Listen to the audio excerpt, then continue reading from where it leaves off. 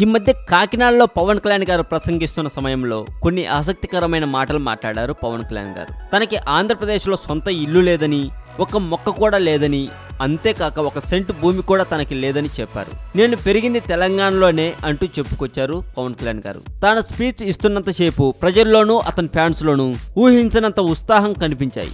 ఇక పవన్ కళ్యాణ్ గారి కాటమరాయుడు సినిమా విషయానికి వస్తే వీలైనంత తొందరలోనే సినిమా షూటింగ్ మొదలవబోతుందని సమాచారం. బ్రదర్ ఒక్క నిమిషం ఆగండి. ఆల్బర్ట్ ఐన్స్టీన్ 1879 మార్చి 14న జర్మనీలో జన్మించాడు. వంకర టింకరగా ఉన్న తలతో పుట్టిన అతన్ని చూసి తల్లిదండ్రులు నిర్గంతపోయారు. డిగ్రీ అయిపోయాక ఐన్స్టీన్కు ఉద్యోగం వెతికి పెట్టాలని తన తండ్రి హెర్మన్ చాలా ప్రయత్నించాడు. తన మీద తనకే నమ్మకం లేని ఐన్స్టీన్ కూడా ఇన్సూరెన్స్ ఏజెంట్ లాంటి మామూలు ఉద్యోగం చాలు అనుకున్నాడు. 1902లో స్విట్జర్లాండ్ రాజధాని బెర్న్కి వెళ్ళాడు. వింత వింత విషయాలు, మానవుల మేధస్సుకు అందని కొన్ని మిస్టరీల గురించి తెలుసుకోవడం కోసం మా కొత్త ఛానల్ తెలుగు మోజోని కూడా సబ్స్క్రైబ్ చేయండి. ఈ వీడియో మీకు నచ్చినట్లయితే లైక్ చేయండి, షేర్ చేయండి.